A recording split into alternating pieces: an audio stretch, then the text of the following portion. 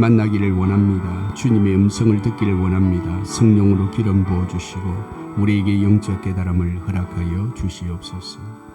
예수님 이름으로 기도합니다. 아멘. 작은 조약돌이 물에 던져질 때에 아주 작은 조약돌이지만 그 물 밑으로 가라앉는 것을 보게 됩니다. 하지만 그것보다도 수천 배, 수만 배 더 큰 비행기는 하늘을 날게 되지요. 우리가 바다에 보면 큰 함선이 움직입니다. 거기에는 엄청나게 많은 무게의 그런 짐을 싣고 또 기름을 싣고 때로는 전투기도 싣고 그렇게 가는데 그 바다 위를 굉장히 빠른 속도로 달립니다. 조그마한 조약돌도 물속에 가라앉게 되는데 어떻게 그 큰 함선과 비행기가 하늘을 날고 바다 위를 달릴 수 있을까요? 그것은 강력한 엔진이 그들 속에 있기 때문입니다. 이제 우리가 새해가 되고 1월달 셋째 주를 우리가 맞이하고 있습니다. 새해가 되었다고 해서 새로워지는 것은 아닙니다. 새해가 되었을 때에 우리가 새 마음을 품고 새롭게 도약하며 달려가기 위해서는 우리 안에 믿음의 강력한 엔진이 필요하다는 것입니다. 그 강력한 엔진이 우리 안에 있을 때에 가정이 또 직장이 또 우리의 사업의 현장이 또 교회가 믿음으로 달려갈 수 있게 되는 것입니다. 2026년도 우리는 병원년을 맞이하고 있습니다. 오늘 여러분들과 함께 같이 한 해를 어떻게 달려가기를 원하시는가 하면 열심을 품고 주님을 섬기고 달려가자 하는 것입니다. 신앙생활은 대충 하는 것이 아닙니다. 신앙생활은 열심을 가지고 해야 한다는 것입니다. 우리 신앙의 선조들이 신앙생활하는 모습을 보면 죽도록 충성하자 하는 그런 마음을 가지고 생명을 걸고 신앙을 지켜갔던 우리 신앙의 선조들의 모습을 기억하게 됩니다. 거기에서 기독교의 영성이 나오게 되었다는 사실입니다. 올해 우리들도 좀 강인한 영성을 가지기 위해서 내 마음에 열심을 새로 한번 품었으면 좋겠다. 그런 생각을 가지게 됩니다. 사실 겉만 보아가지고는 그 사람의 신앙의 진가를 알기가 굉장히 어렵습니다. 겉으로 보기에는 화려한데 텅 빈 그런 신앙을 가진 사람도 있고 겉보기에는 별로 볼품이 없는데 신앙이 꽉 찬 믿음을 가지고 있는 성도들도 있습니다. 초신자인데 마음이 뜨거운 신앙을 가진 사람도 있고 신앙이 오래되기는 했는데 신앙의 뜨거운 감격을 잃어버리고 살아가는 신앙인들도 있습니다. 우리가 어떻게 작년도에 신앙생활했던 그 모든 것들은 시간과 함께 흘려보내고 이제 우리에게 다가오는 한 해는 새로운 마음의 믿음의 단추를 달고 열심을 품고 한번 달려가는, 그래서 금번 한 해에는 내가 하나님께 복을 받으리라. 금번 한 해에는 우리의 가정에 하나님의 축복과 능력을 체험하리라. 금년 한 해에는 우리의 신앙의 진보가 있는 한 해가 되리라. 금년 한 해에는 우리 교회가 새롭게 믿음으로 도약하는 한 해가 되리라. 이런 마음을 품고 한 해를 시작하자라고 하는 것입니다. 오늘 우리가 읽었던 이 본문의 말씀은 예수님 그 사역의 시기를 지나가고 이제 초대 교회가 이렇게 태동이 되는 그런 과정 속에서 소아시아의 7교회 가운데인 라오디게아 교회에 쓴 편지입니다. 그런데 이 교회에 대한 편지를 하면서 예수님의 책망의 메시지가 담겨 있다는 말씀입니다. 칭찬을 받았던 교회도 있고 칭찬과 책망을 함께 받았던 교회도 있지만 특별히 라오디게아 교회는 책망만 받았던 교회였습니다. 그럼 왜 이 교회가 책망을 받았느냐? 그 이유는 영적으로 무지했기 때문인 것입니다. 스스로 그들은 우리는 부요하다, 우리는 부족함이 없다라고 생각했다는 사실입니다. 그런데 정작 예수님께서는 너희들은 가난하다, 헐벗어 있다, 병든 상태다라고 영적으로 진단하셨다는 사실입니다. 그러니까 라오디게아 교회 성도들이 자기가 스스로 진단한 모습과 예수님의 진단은 180도로 달랐다는 사실입니다. 누구의 평가가 맞을까요? 내가 스스로 생각한 나의 믿음의 평가가 바를까요? 아니면 예수님의 진단이 바를까요? 오늘날의 모습도 마찬가지입니다.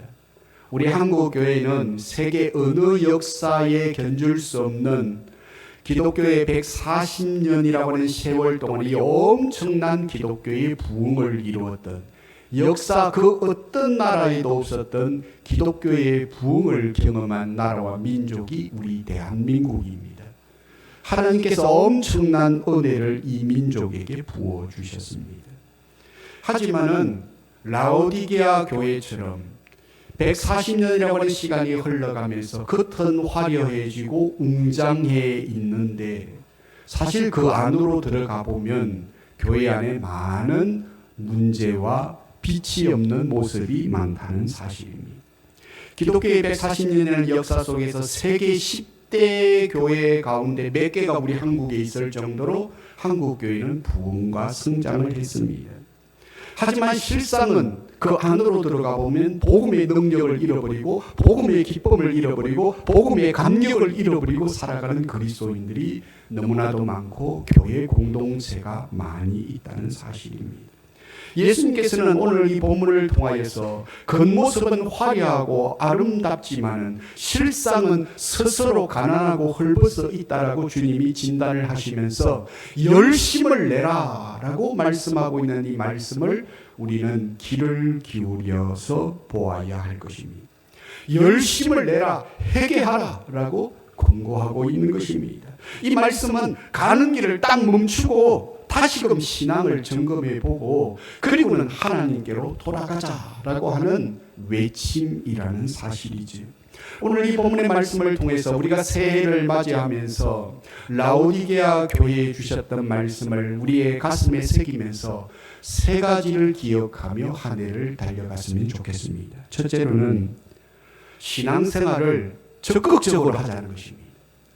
신앙생활을 소극적으로 하지 말고 금년 한 해에는 적극적으로 신앙생활하자.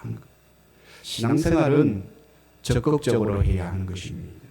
우리가 읽었던 15절 말씀에 보니까 내가 네 행위를 아노니 네가 차지도 아니하고 뜨겁지도 아니하도다. 내가 차든지 뜨겁든지 하기를 원하노라라고 했습니다. 이어서 16절 말씀에도 보면은 내가 이같이 미지근하여 뜨겁지도 아니하고 차지도 아니하니 내 입에서 너를 토하여 버리리라라고 말하고 있습니다. 차지도 않고 뜨겁지도 않다는 것입니다. 라오디게아 교회 성도들의 그 신앙의 모습이 미지근하더라는 것입니다. 그래서 하나님께서는 내가 너를 토하여 내버리기를 원한다라고 말씀하고 있는 것입니다.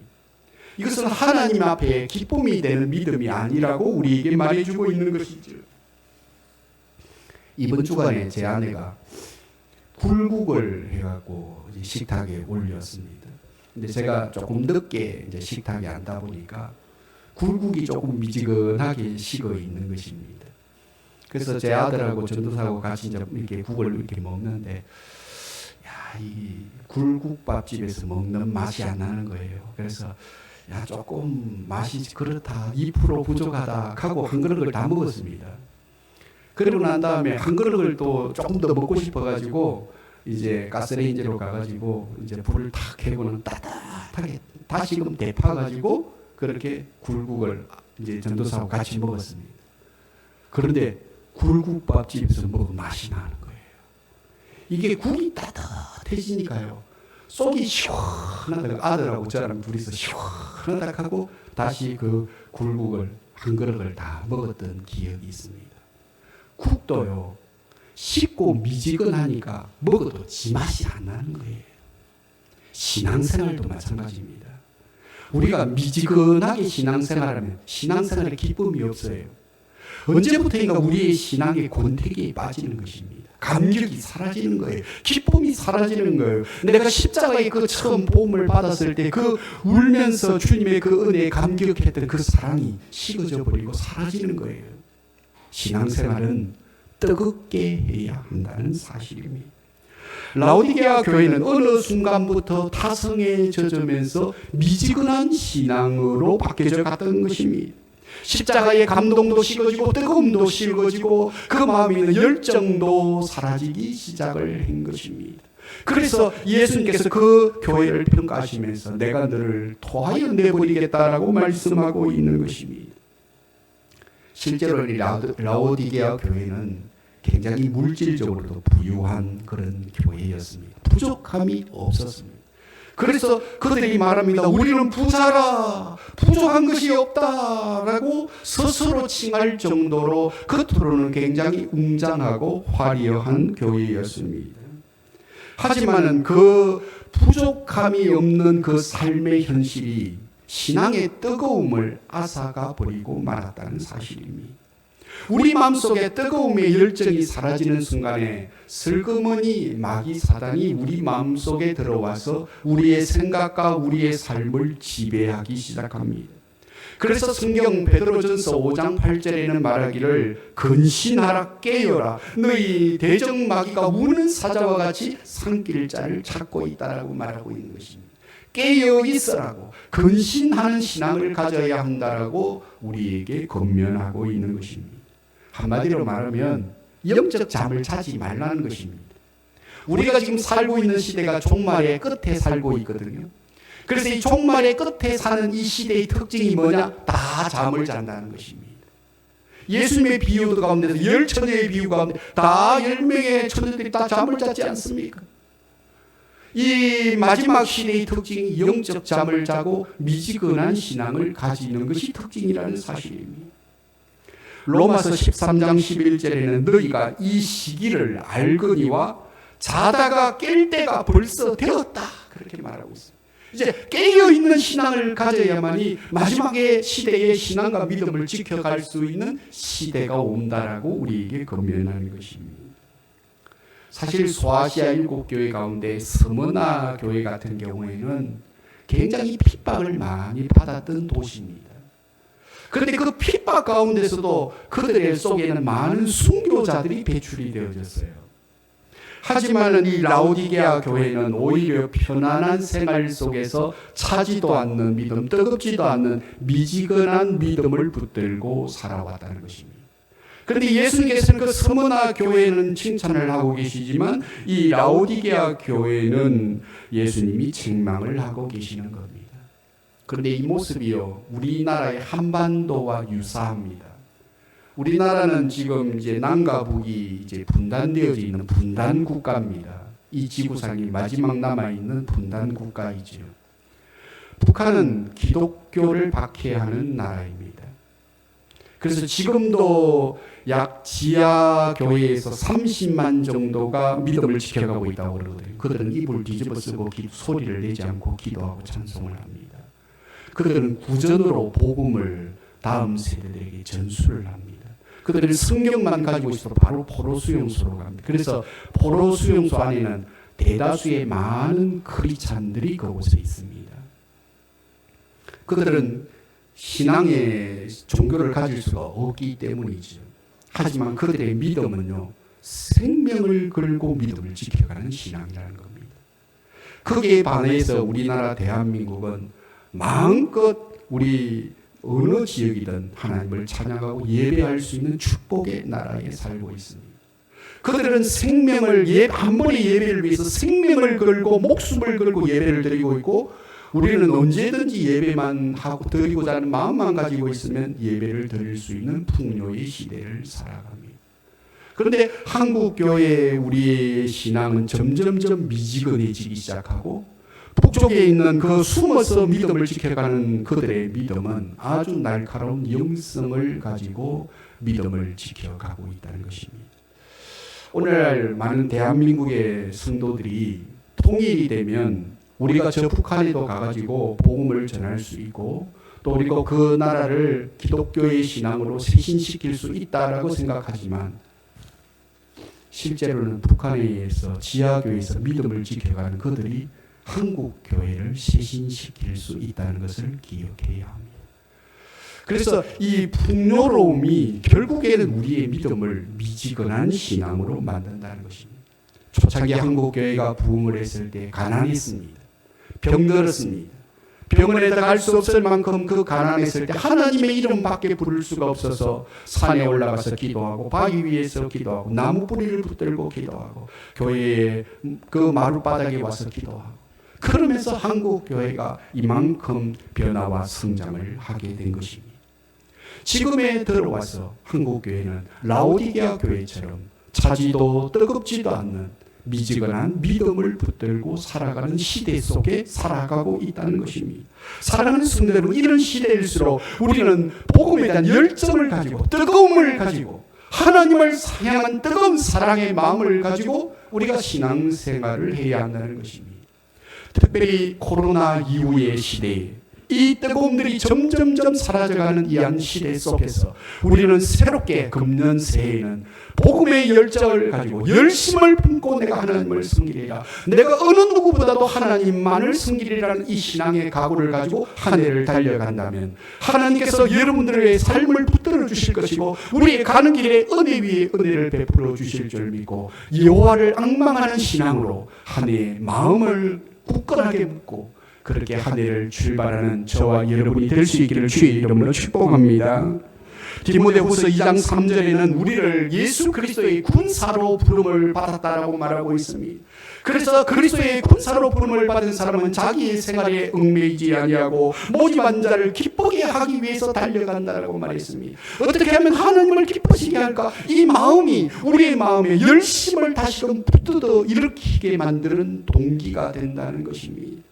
디모데후서 2장 5절에는 운동장에서 경주하는 운동선수가 바로 그리스도인이라고 말하고 있습니다. 우리는 운동장에서 열심히 달리는 운동선수라고 말씀하고 있습니다. 운동선수는요, 대회에 나가면 겉모습은 열심히 저분이 승리를 했구나, 금메달을 땄구나 싶어도요, 그곳까지 나오기까지 얼마나 참고 극기 훈련을 하고 자기를 단련시키고 또 단련시키고 또 단련시켜서 그 대회에 나오는 거예요. 내 체중도 관리를 하고 먹는 것도 관리하고 내 근력도 관리하고 모든 것을 관리하는 가운데 그 대회에 참석을 하는 것이죠. 사랑하는 성도 여러분, 우리도 신앙생활할 때에도 마찬가지입니다. 우리의 마음속에 이 신앙의 훈련들을 잘 감당해서 우리는 열심 있는 그리스도인이 되어져야 하는 것입니다. 하지만 우리의 싸움은 혈과 육의 싸움이 아니죠. 우리의 싸움은 영적 싸움이라고 말할 수 있습니다. 성경에 말하기를 겉사람과 속사람의 영적 싸움이 일어난다. 육신의 소욕과 성령의 소욕이 내 안에서 끊임없이 싸움을 한다라고 말하고 있습니다. 여기에서 승리해야 열정적인 영성과 믿음을 가지게 되는 것입니다. 믿음의 사도였던 사도 바울도 나는 날마다 죽노라고 하면서 자기 자신을 쳐서 십자가 앞에 복종시키는 이 신앙의 훈련들을 하면서 그는 끝없이 열심을 품고 하나님의 나라를 위하여 달려가는 신앙인이 되었던 것입니다. 이 라오디게아 교회의 성도들은 영적으로 둔감하여져 있었습니다. 그래서 차지도 않고 더웁지도 않는 믿음을 그들은 소유하고 있었던 것입니다. 사랑하는 성도 여러분, 이것은 하나님의 뜻이 아닙니다. 우리가 신앙생활을 할 때 회색 지대에 있는 것이 아니라 분명한 신앙의 색깔을 가지고 하나님의 나라를 위해서 믿음으로 살아가는 우리가 되어져야 할 것입니다. 특별히 우리가 살고 있는 시대는 영적으로 굉장히 혼탁한 시대를 살아가고 있습니다. 진리와 비진리가 혼조하고 있습니다. 그래서 우리가 잘못 보면 이게 진리인지 비진리인지를 잘 구별하기가 어려운 시대를 살아가고 있다는 것입니다. 이단과 사이비 종파와 기존 정통적인 신앙을 가진 교회와 잘 구별하기가 어렵다는 것입니다. 정말로 영의 눈이 열려서 보지 않으면 알 수가 없는 것입니다. 이단들이 어떻게 보면 더 뜨겁다라고도 볼 수도 있고, 이단들도 다 성경을 가지고 다니고, 이단들도 다 기도하고 있는 이런 모습들을 볼 때, 이단과 사이비 종파와 우리가 가지고 있는 바른 신앙을 잘 구별할 수 있는 신앙가를 가지지 않으면 우리가 잘못된 것에 열심을 품고 숨길 수가 있는 것입니다. 사랑하는 성도 여러분, 우리가 살고 있는 시대는 종교다원주의의 사상이 지배하고 있습니다. 그래서 오직 한 분만의 하나님을 인정하는 신앙의 고백을 가지는 것이 아니라 하나님조차도 많은 신들 가운데 한 신이다, 많은 귀신들 가운데 한 신이다라고 보는 것이 세상 사람들이 보고 있는 신앙관입니다. 아니, 교회 안에 있는 신앙인들조차도 그런 희미한 신앙관을 가지고 신앙생활을 할 때가 많습니다. 이런 시대에 오직 예수님만이 우리의 구원자이시다, 오직 하나님만이 참신이다라고 하는 이 신앙의 고백을 가지고 우리는 마지막 시대일수록 이 신앙의 열정을 가지고 믿음을 품고 이 시대를 살아가는 신앙의 성도들이 다 되시기를 주의 이름으로 축복합니다. 두 번째로, 그렇게 하기 위해서는 나의 신앙을 재점검해야 한다는 사실입니다. 우리가 열정적인 신앙을 품고 뜨거운 신앙을 가지고 살아가기 위해서는 우리의 신앙이 현재 어디에 있는지를 날마다 재점검하는 지혜자가 되어야 합니다. 비행기가 하늘을 날고 난 다음에, 기차가 레일을 향해서 목적지를 향해서 도착하고 난 다음에 항상 그 도착 지점에서 그 기계들을 재정비를 하지요. 엔지니어들이 와가지고 망치를 두들기도 하고, 기계를 점검하기도 하고, 엔진을 점검하기도 하고, 비행기 날개를 점검하기도 하고, 바퀴를 점검하기도 하고, 모든 부분들을 다 점검을 합니다. 그래야 다시 날 수 있고 다시 달릴 수 있기 때문인 것입니다. 사랑하는 성도 여러분, 그렇습니다. 영적 세계도 마찬가지입니다. 우리의 신앙을 날마다 재점검해야 뜨거운 신앙을 가지고 열정적으로 달려갈 수가 있는 것입니다. 내가 말씀의 궤도에서 벗어나 있지 않는가? 나의 경건과 신앙이 하나님 앞에서의 바른 신앙의 경건을 가지고 우리가 살아가고 있는가? 날마다 우리 자신들을 점검해 보아야 합니다. 우리가 읽었던 17절 말씀에 보면, 내가 말하기를 나는 부자라 부요하여 부족한 것이 없다 하나, 내가 내 공고한 것과 가련한 것과 가난한 것과 눈먼 것과 벌거벗은 것을 알지 못하는도다라고 말하고 있습니다. 이 말씀은 무엇인가 하면, 지금 네가 서 있는 이 신앙을 잘 점검하라는 것입니다. 신앙을 재정비하라는 것입니다. 라오디게아 교회가 처음 세워졌을 때 그 신앙의 뜨거움을 가지고 있는지, 아니면 지금 신앙의 상태에서 멀어져 있는지를 점검하라는 말씀인 것입니다. 그러면서 믿음에 부유한 자가 되라는 것입니다. 사랑하는 성도 여러분, 18절 말씀에는 불로 연단한 금을 사서 부요하게 하라라고 말하고 있습니다. 내 신앙의 상태를 점검하고 난 다음에 불로 연단된 그 금과 같은 믿음을 가지라라고 권하고 있는 것입니다. 우리가 불과 같은 불을 통한 이 연단된 믿음을 소유하기 위해서는 삶의 거룩함을 회복해야 하는 것입니다. 우리가 읽었던 18절 말씀에 보면, 흰 옷을 사서 입어 벌거벗은 수치를 보이지 않게 하라라고 권하고 있습니다. 흰 옷을 사라, 그렇게 말하고 있습니다. 이 흰 옷은 거룩한 세마포 옷을 말하고, 이것은 성도의 거룩한 행실을 말하고 있는 것입니다.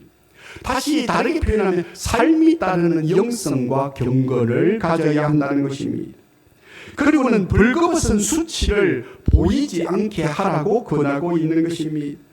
사랑하는 성도 여러분, 이 라오디게아 교회는 물질적인 부요함이 있었습니다. 화려한 의상도 있었습니다. 외모도 단정하였습니다. 하지만 삶의 경건을 잃어버리게 되면서 뜨거운 신앙을 잃어버리게 된 것입니다.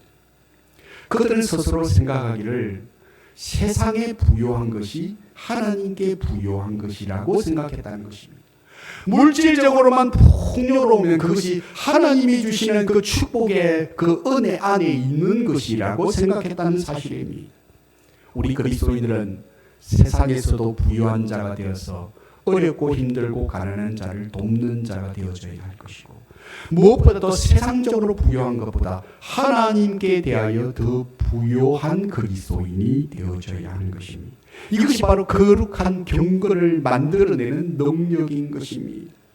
사랑하는 성도 여러분, 그렇게 하기 위해서 오늘 성경은 우리에게 말하기를 영의 눈이 열려야 한다라고 말하고 있습니다. 영의 눈이 열려서 내 신앙의 상태가 어떠한지를 깨닫고, 그리고는 내가 삶의 경건과 거룩을 회복함으로 하나님께로 더 가까이 나아가야 된다라고 하는 이 영적 동기를 다시금 발견해야 한다는 사실입니다. 사람은 보는 것만큼 알게 되고 보는 것만큼 헌신하게 되는 것입니다. 오늘 우리가 읽던 17절 말씀에 라오디게아 교회를 향해서 예수님께서는 눈먼 자다라고 진단을 하고 있습니다. 네가 지금 눈이 멀어 있다는 것, 이것은 육신의 눈이 멀어 있다는 것을 말하고 있는 것이 아닙니다. 영의 눈이 멀어 있다는 것입니다. 18절에는 그러므로 안약을 사서 눈을 발라 보게 하라고 말하고 있습니다. 지금 눈이 보지 못하는 너에게 안약을 사서 보게 하라는 것입니다. 사랑하는 성도 여러분, 우리는 영의 눈이 열려서 보아야 합니다. 나의 신앙의 모습, 내 삶의 환경과 내 상황과 내 주변에 놓여있는 이 모든 모습들을 영의 눈이 열려서 볼 수 있는 영적인 안목을 가져야 한다는 것입니다. 예수님 당시에 열심을 가졌던 바리새인과 서기관들을 보십시오. 예수님께서는 그 바리새인과 서기관들을 향해서, 그 율법주의자들을 향해서 말하기를 네가 눈먼 소경이라고 말하고 있습니다. 눈먼 소경이면서 다른 사람을 인도하려고 한다라고 말하고 있는 것입니다. 우리는 눈먼 소경이 되어서는 안 되는 것입니다. 영의 눈이 밝아져서 우리의 영적인 신앙의 상태를 잘 깨닫고, 그리고는 우리의 삶을 이끌어갈 때에 하나님께서 기뻐하시는 열정적인 영성과 믿음을 가진 신앙인이 된다는 것을 말해주고 있습니다. 그래서 안약을 사서 발라라. 안약을 사서 발라는 이 안약은 무엇일까요? 바로 성령님을 의미하고 있는 것입니다. 고린도전서 2장 10절에 보면 오직 하나님의 성령으로 이것을 우리에게 보이셨으니, 성령은 모든 것 곧 하나님의 깊은 것까지도 통달한다라고 있습니다. 그래서 우리를 보게 하시는 그 안약의 역할을 하시는 분이 성령님이십니다. 오늘도 우리 안에 성령님으로 충만할 때 우리의 영의 눈이 열리고, 그리고 하나님의 뜻이 보이게 되고, 그 가운데 하나님의 뜻을 발견할 때 우리 안에 뜨거운 열정들이 회복되게 되는 것입니다. 사랑하는 성도 여러분, 이번 새해에는 우리의 신앙의 눈이 활짝 열려서 하나님이 주시는 그 신앙의 뜨거운 열정과 복음의 능력을 회복하는 우리 경주스문교의 모든 성도들이 되시기를 주의 이름으로 축복합니다. 한 가지만 더 본문을 통하여 생각하면, 세 번째로 하나님과 동행하는 삶을 살라고 권하고 있습니다.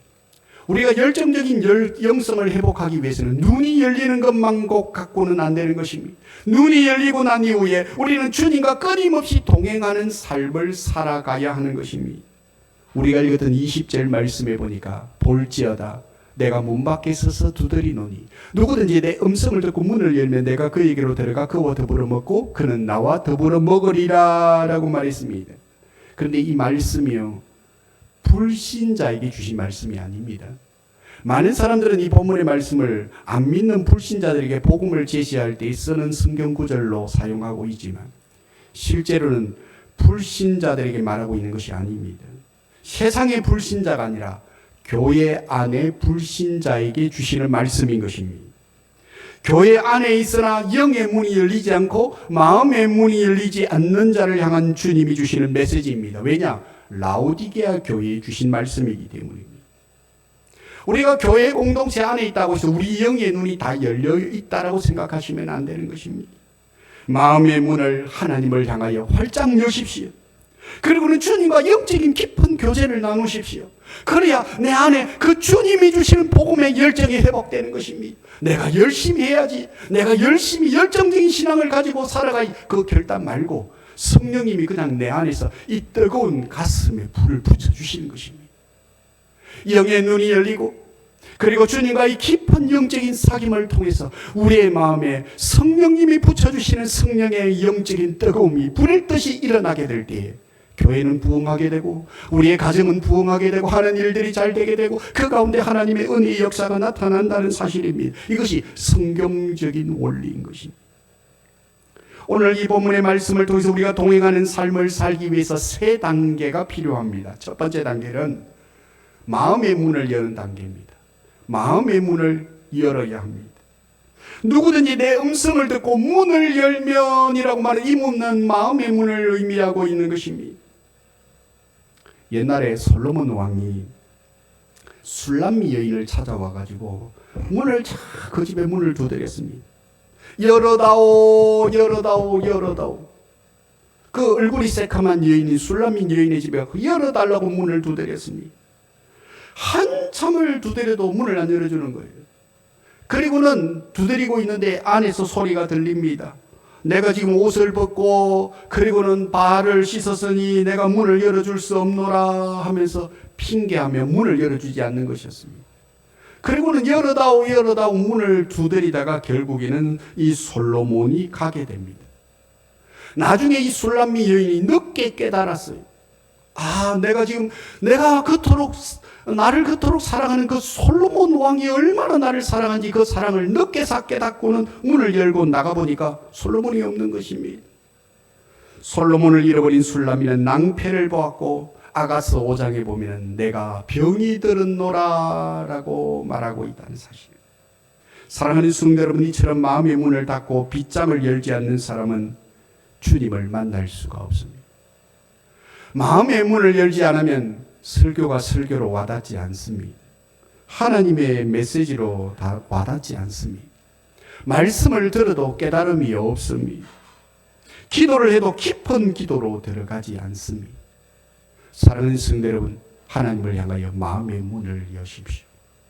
주님을 만나야 우리 안에 주님이 주시는 뜨거운 열정과 열심이 회복되는데, 그러기 위해서는 우리의 닫혀진 마음의 문을 활짝 열어야 하는 것입니다. 겸손한 마음으로 그 마음에 주님을 초대해야 합니다. 주님, 내 마음의 문을 엽니다. 주님, 내 마음의 문을 엽니다. 주님, 내 마음의 문을 엽니다. 마음의 문은 문고리가 안에 있어서 내가 열지 않으면 아무도 열 수가 없습니다. 심지어는 주님도 문 밖에서 두드리고 계신다고 말합니다. 그 마음의 문을 여는 것은 내가 열어야 하는 것입니다. 그래야 금년 한 해 믿음의 큰 진보를 여러분이 경험할 것입니다. 두 번째로는 2단계로 들어가야 되는데, 마음의 문을 열고 난 다음에 하나님의 음성을 들어야 한다는 것입니다. 22절 말씀에 보니까 귀 있는 자는 성령이 교회들에게 하시는 말씀을 들을지어다 그랬습니다. 귀 있는 자는 이라고 말하고 있어요. 귀가 우리 다 있잖아요, 여기에. 그런데 귀 있는 자는 이렇게 말씀하신 이유가 무엇입니까? 이 말은 성령의 소리에 귀를 민감하게 열어야 한다는 것입니다. 육신의 귀 말고 우리 마음의 귀를 활짝 열고 성령님의 음성을 분별할 수 있는 귀를 가져야 한다는 것입니다.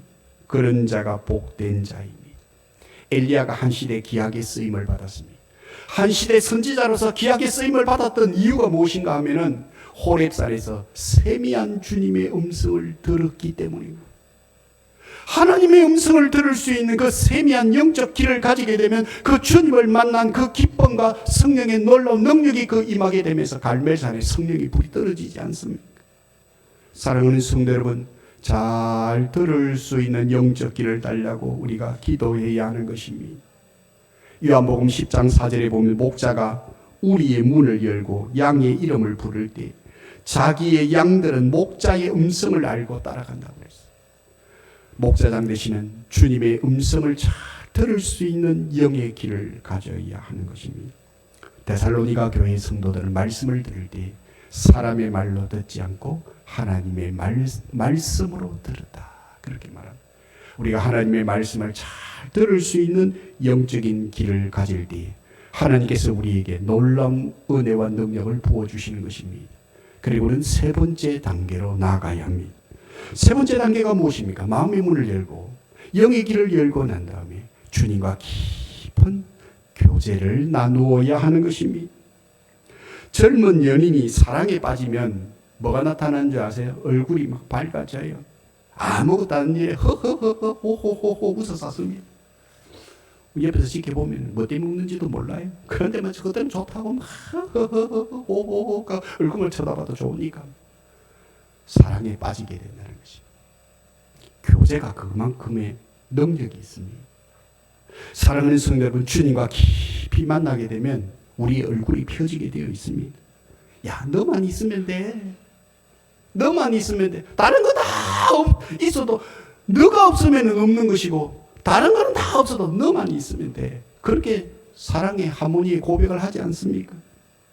함께 있는 것을 즐기고 세상을 다 가진 것 같은 그런 용기가 생겨나게 되는 것입니다. 이게 사랑하는 사람과 교제하는 것입니다.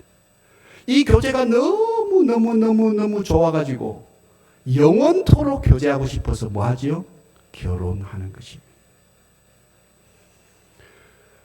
물론 뭐 결혼하고 난 다음에 마음이 조금씩 변할 수도 있지만 친교와 교제가 이만큼 중요하다는 사실이에요. 오순절 이후의 성초대교회를 보십시오. 그들은 날마다 함께 모여서 마음을 함께 나누고 떡을 함께 떼고 성전에 함께 모이고 마음을 같이 하고 음식을 먹고 하나님을 찬미하였다라고 말하고 있습니다. 그만큼의 영적인 교제가 그만큼 좋았다는 사실입니다. 그리스도와의 연합의 성도의 삶은 풍요로움을 느끼게 되는 것입니다. 자유가 오고 평안이 오고 기쁨이 오고 감격이 오고 은혜가 찾아오게 되는 것이지요. 사랑하는 성도 여러분, 이때 뭐가 나타난 줄 아십니까? 열정적인 영성이 만들어지는 것입니다. 내가 내 의지로만 열심을 살아야지 이렇게 한다고 되는 게 아니에요. 우리의 마음의 문을 열고 하나님의 음성에 귀를 기울이고 그분의 음성을 듣고 하나님과의 깊은 영적인 친구와 교제가 나눌 때에 우리 마음의 기쁨과 자유와 평강이 넘쳐나게 되고 비로소 그때에 내 생명까지도 주님 앞에 드리고 싶은 열정이 생겨나게 되는 것입니다. 말씀을 마무리하려고 합니다. 2026년 한 해가 시작되었습니다. 새해 한 달에 우리가 계속해서 새해에 이렇게 살자라고 말씀을 전하고 있습니다. 첫 주에 여러분들과 나눈 말씀은 새해에 뭐로 살자? 믿음으로 살자라고 했습니다. 새해에 믿음으로 살자. 라합의 인생이 어떻게 변화되었는지, 이방인이요 기생이었던 라합의 인생이 어떻게 예수님의 족보에 들어갈 수 있는 그 거룩한 축복의 반열에 이르게 되는 은혜를 받았는가? 믿음이라고 했습니다. 금년 한 해에 믿음으로 달려가자고 했습니다.